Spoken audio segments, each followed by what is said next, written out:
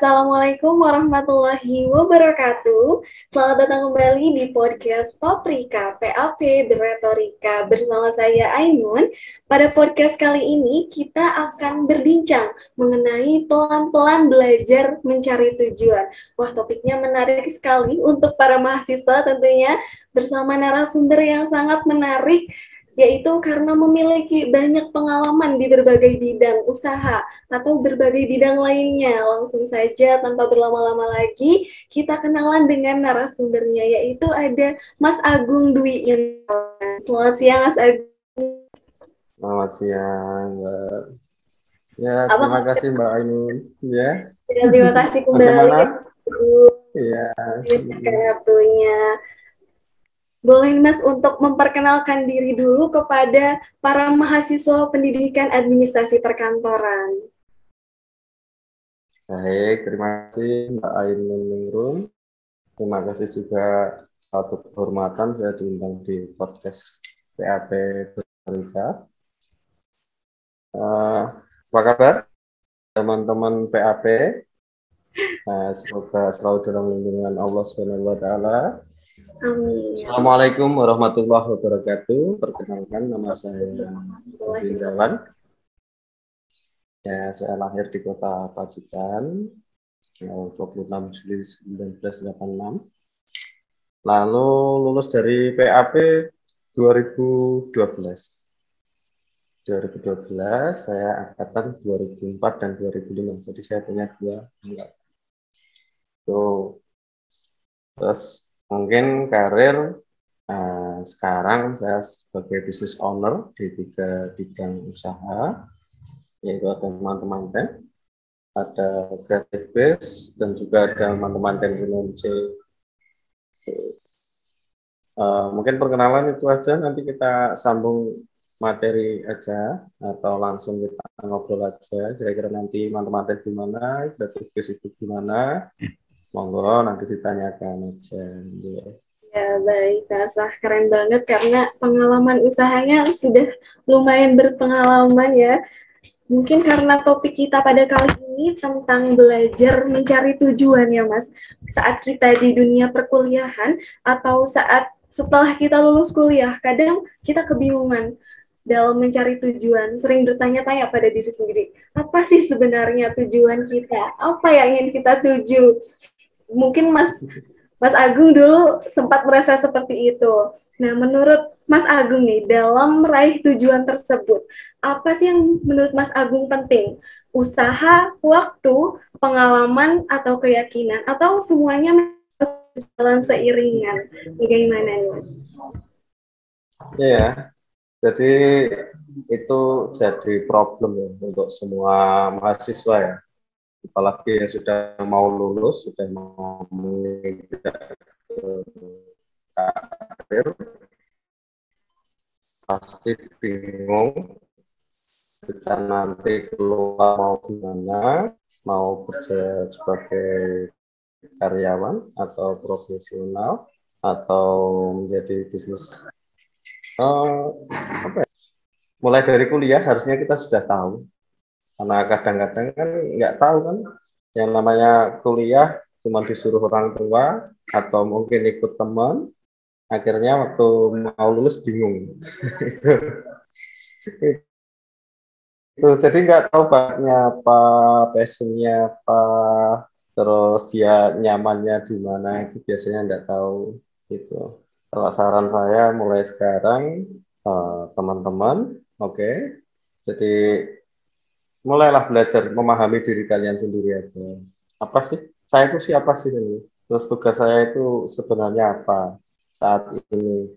Terus nanti tujuan saya itu juga mau kemana, itu harus tahu. Makanya kita harus punya kemampuan zoom in dan zoom out. Maksudnya zoom in itu perjalanan ke dalam diri. Jadi kita tahu dulu, oh iya, bakat saya itu seperti ini. Saya mau jadi apa nanti tergantung diri kita sendiri. Ya, toh, Mbak. Iya, betul Ya, sekali. betul enggak?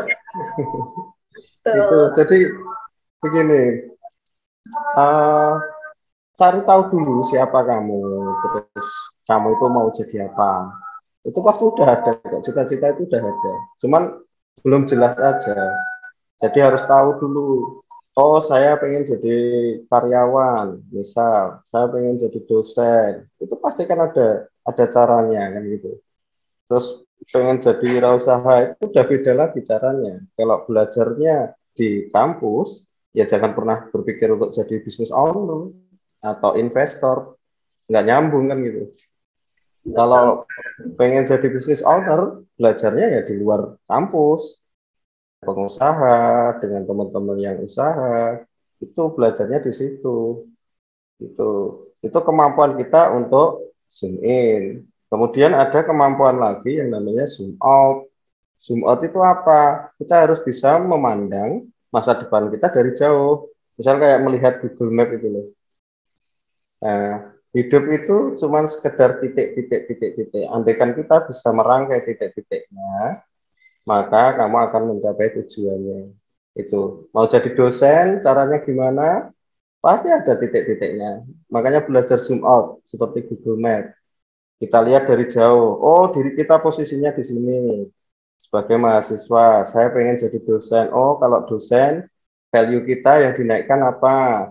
Komunikasi, ilmu, seminar, ya kan, bahasa Inggris. Tuh, kalau mau jadi wira swasta atau wirausaha, business owner, kita juga harus tahu. Oh, nanti saya pengen jadi pengusaha. Harus tahu, oh posisi saya sekarang mahasiswa, saya belajarnya kemana? Mungkin ada yang bikin usaha, ikut nimbrung, komunitas usaha, terus kemudian ke pengusaha, belajar lewat motivasi, bisnis trainer, coaching. Banyak sekali coaching di Solo itu banyak sekali. Ada motivator yang terkenal di sana, ada Pak Tung di Sewaringin, itu itu di Solo. Terus ada lagi Mas Arli Kurnia, itu juga di Solo, di Colomadu itu luar biasa. Banyak sekali business owner yang atau coaching motivasi yang dari Solo itu luar biasa. Itu. Jadi tadi yang saya omongkan yaitu yang pertama zoom in, masuk dulu ke dalam, cari dulu siapa diri kalian, ya kan, temukan passionnya, nyamannya di mana, bakatnya di mana, terus setelah itu zoom out untuk melihat, untuk merangkai titik-titik untuk mencapai kesuksesan. Gitu. Ternyata jadi sebelum masuk kuliah itu harus tahu tujuan kita tuh mau kemana, kenali siapa sih diri kita, begitu ya Mas ya. Jangan Iya, sampai betul. jangan sampai kuliah itu hanya ikut-ikutan teman, ikut-ikutan pergaulan saja tanpa tahu arah kita itu sebenarnya mau kemana. Nah, Iya. jadi kalau dilihat dari latar belakang Mas Agung dan sebagai lulusan dari pendidikan administrasi perkantoran, sebenarnya saat kuliah atau saat menempuh menjadi mahasiswa PAP apa sih yang menjadi cita-cita atau tujuan Mas Agung? Ya, terima kasih. Itu pertanyaan yang bagus ya, Mbak Ainun. Jadi dulu saya kuliah itu bukan keinginan saya sebenarnya. Nah ini jujur keluarga itu PNS semua, ada juga yang guru besar di Universitas Bengkulu. Nah, beliau menyarankan saya untuk, kebetulan ini keluarga guru, saya keluarga guru. Hampir semuanya juga lulusan dari FKIP, ada yang di SMA 1 Surakarta juga, bule saya juga dari FKIP. Betul ya Mas menjadi guru. Iya, ada yang guru besar di Universitas Bengkulu, itu tante saya, om saya juga dari FKIP juga. Ada yang di SMA 4 Semarang. Jadi hampir semuanya itu dari guru-guru gitu. Cuman kebetulan bapak saya saat itu memang pejabat politik. Jadi saya sekolah itu ke Solo, uh, keluarga pengennya kamu kuliah nanti jadi guru. Kalau bapak itu mintanya kamu kuliah ikut di organisasi kepolitikan di kampus. Makanya saya di HMI, saya aktif di HMI, Himpunan Mahasiswa Islam. Itu memang di situ dididik untuk menjadi kader-kader politik, menjadi pejabat, begitu. Nah itu Dulu awalnya seperti itu, setelah perjalanan, ya kan, kok jadi guru yo kayaknya nggak terlalu minat karena mungkin pengennya bebas, ya kan, berekspresi. Terus kemudian jadi di politik, kebetulan saya juga sekretaris umum komisariat HKIP UNS, itu juga ternyata kok nggak sesuai hati nurani. Akhirnya kita coba kerja kerja profesional. Mulai dari pertama saya kerja pada Bapak Lim Yusen di Media Offset Cemani. Itu saya kerja sama Cina. Di situ udah dibilang sebenarnya, Tung, nanti kamu lulus, ijazahmu nggak kepake kan itu. Loh kok gitu kok ngomong. Ya lihat aja nanti kan itu. Karena kok Yusen saat itu udah tahu passion saya, udah tahu oh ini bocah iso ini bakalnya jadi pengusaha, pola pikirnya kan gitu. So, ya udah ketebak di situ. Terus lagi saya masuk di Master di Visual System Indo. Itu saya asisten manajernya Pak Fidra. Saat itu temannya Bapak Junet di Tata Niaga. Program studi Tata Niaga ada Pak Junet dulu manajernya Guru Salam. Terus saya direkomendasikan ke Master Diatek. Di situ saya ngedilini beberapa proyek. Akhirnya dapat rekomendasi dari pusat mau disekolahkan ke Jepang. Terus saya sudah minta izin sama pembimbing saat itu, pembimbing skripsi saya Putri Murwaningsih. Ya udah berangkat aja, tidak apa-apa, itu pengalaman sekolah 2 tahun di Jepang. Terus yang terjadi apa? Karyawan-karyawan lama di Master Diatek tidak terima, ya kan? Karena saya masih mahasiswa saat itu tidak diterima. Mereka malah ada yang ngancam juga kan gitu. Oh ini berarti bukan tempat saya kan gitu. Terus lagi saya juga karir profesi saya jadi direktur juga di Lestud, Lembaga Studi Desain. Nah itu karir profesi saya, kenapa bisa jadi direktur, itu rekomendasi juga. Jadi Pak Lim Yusen itu kan ini dia bidangnya kan percetakan branding kan untuk perusahaan-perusahaan besar, kenal dengan Kepala Fakultas Seni Rupa dan Desain. FSRD UNS. Nah, beliau punya lembaga pendidikan yang namanya Lestud, Lembaga Studi Desain. Nah, saat itu ada kekosongan kepemimpinan di situ. Akhirnya saya direkomendasikan ketemu sama Pak Adib, Pak almarhum Bapak Adib Masruri, PhD, milik Lestud. Terus akhirnya kita coba kerjasama, saya bikinkan bisnis plan, akhirnya beliau setuju, saya jadi direktur di situ. Akhirnya apa? Jasa saya nggak kepake karena memang pola pikir saya nggak ke situ kan itu.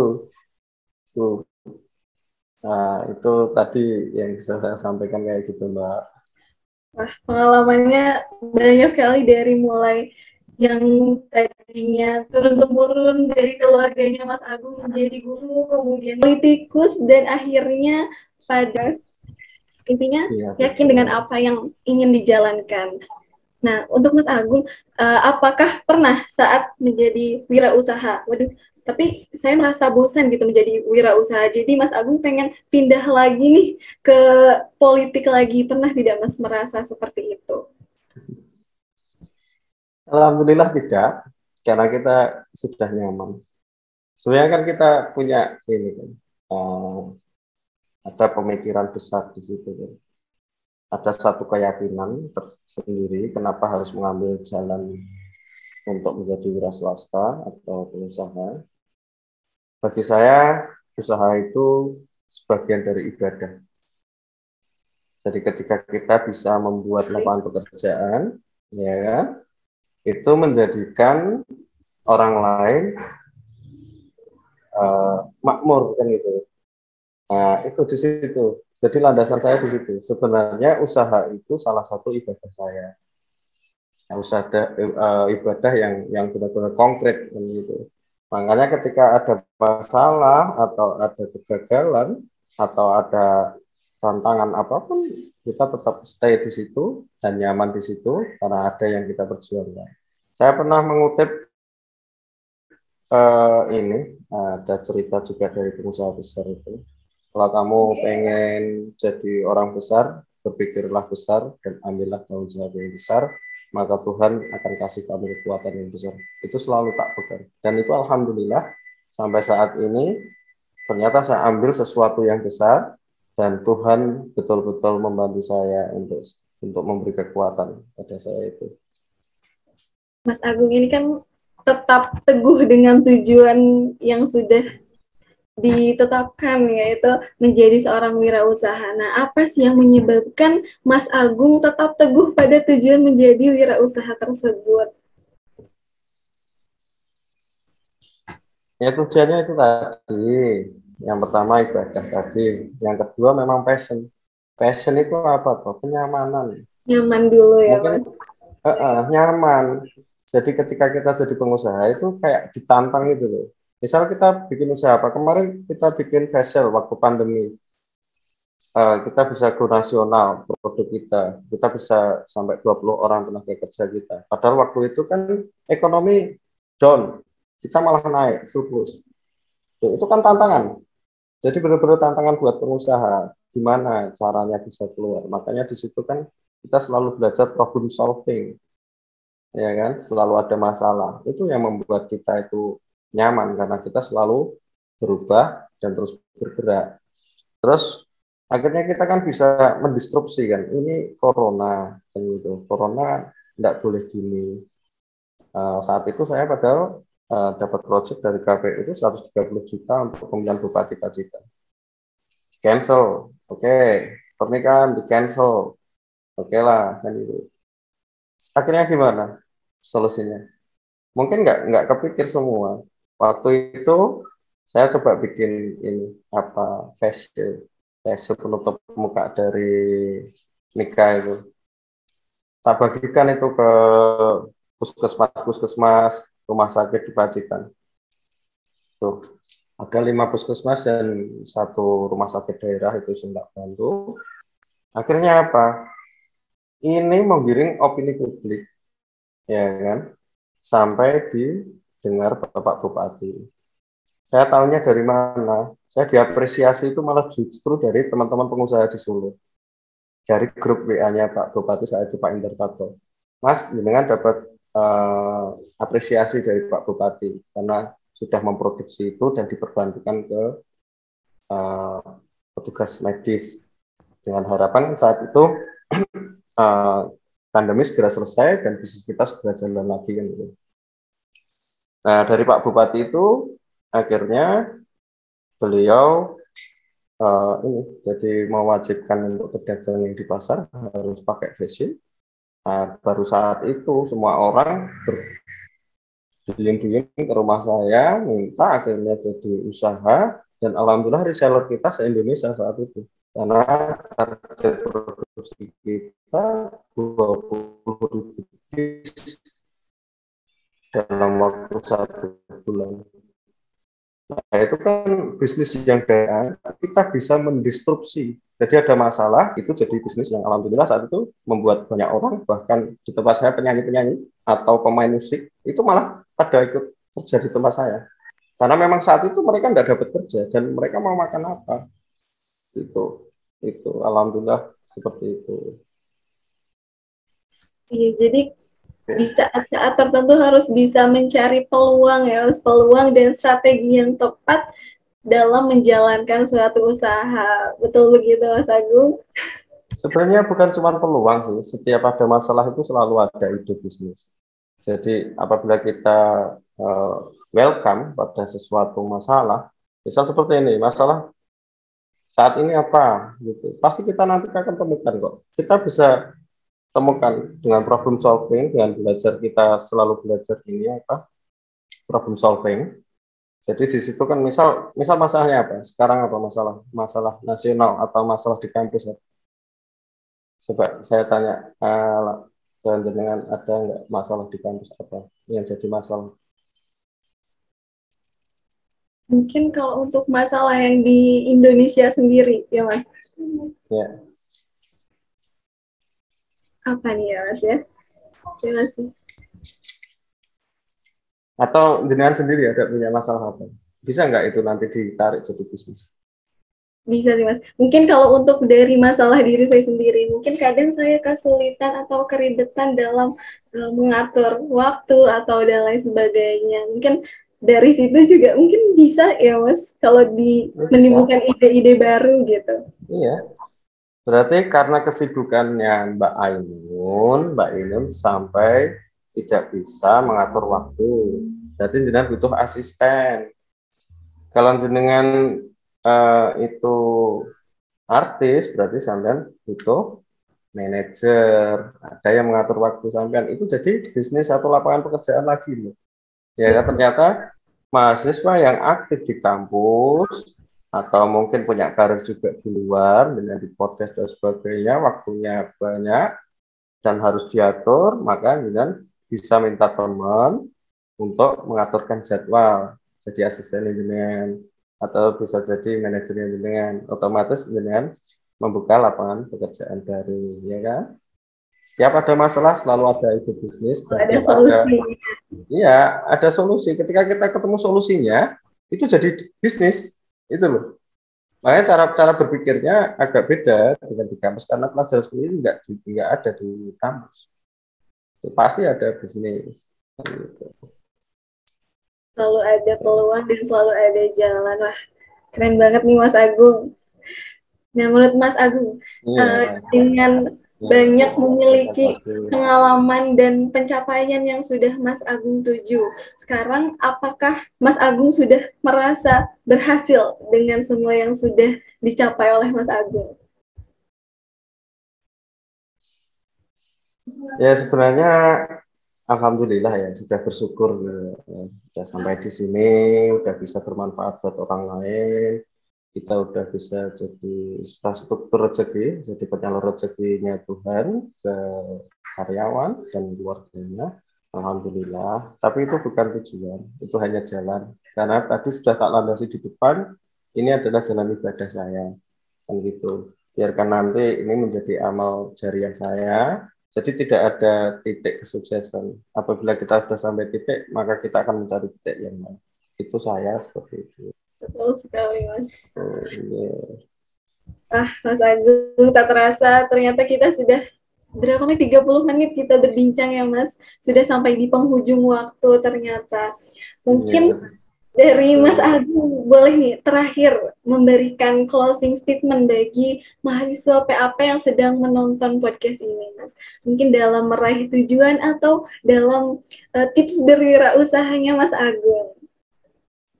Oh ya, oke, terima kasih. Closing statement saya, jadilah mahasiswa, jangan hanya mencari ijazah. Itu. Maka biasakan untuk memperbaiki diri, meningkatkan kualitas diri, dan cobalah untuk mencari. Sebenarnya kan semuanya itu kan niatnya kan cuma cari uang kan. Jalannya coba dipikirkan lagi. Kira-kira uang itu mendatangi kita atau kita yang harus mencari uang. Kalau orang punya value, punya nilai tukar yang besar, pasti dia akan kaya, punya banyak uang. So, makanya sekarang yang diperbaiki apa? Bukan ijazahnya, tapi kompetensi-kompetensi lainnya, kepribadiannya itu sangat mempengaruhi karirnya. Mau jadi dosen kalau nggak punya kompetensi-kompetensi lain, hanya mengandalkan ijazah, juga nggak bisa. Mau berwirausaha, kompetensinya juga kepribadiannya juga nggak baik, attitude-nya nggak baik, karakternya nggak baik, juga nggak bisa. Karena hubungannya nanti dengan dipercaya orang, masalah tanggung jawab. Dan itu semakin kita bertanggung jawab, semakin bisa dipercaya orang, semakin besar proyek-proyek besar juga datang ke kita. Itu. Jadi sekarang jadilah pribadi-pribadi yang baik, pribadi yang menarik, dan satu lagi mungkin Mbak yang harus saya sampaikan juga, belajarlah untuk personal branding. Tawarkan apa kemampuan Anda, silakan ditawarkan. Mulai dari teman terdekat, keluarga, dan juga di sosial media. Jadi jangan sia-siakan sosial media. Seperti saya punya usaha, saya cari karyawan pasti lihat sosial medianya dulu. Sosial medianya gimana, saya sudah bisa lihat karakter orangnya gimana. Jadi mulai sekarang coba tawarkan. Jadi branding itu dari sosial media bisa. Tuh, jadi belajar menawarkan diri, belajar menawarkan kompetensinya apa. Oh, jadi sebagai mahasiswa harus memiliki kompetensi dan value dan harus bisa membuat personal brandingnya sendiri. Wah, luar biasa sekali ya Mas Agung ini. Terima kasih Mas Agung telah menyempatkan hadir dan ikut berbincang di podcast Paprika ini. Mungkin untuk teman-teman semuanya, sampai di sini dulu podcast kita pada episode kali ini. Dan jangan lupa untuk stay tune terus di podcast Paprika, PAP Berretorika. Karena akan ada topik-topik yang lebih menarik lagi dari episode kali ini. Mungkin sampai jumpa kembali untuk teman-teman podcast Paprika. Wassalamualaikum warahmatullahi wabarakatuh. Menjadi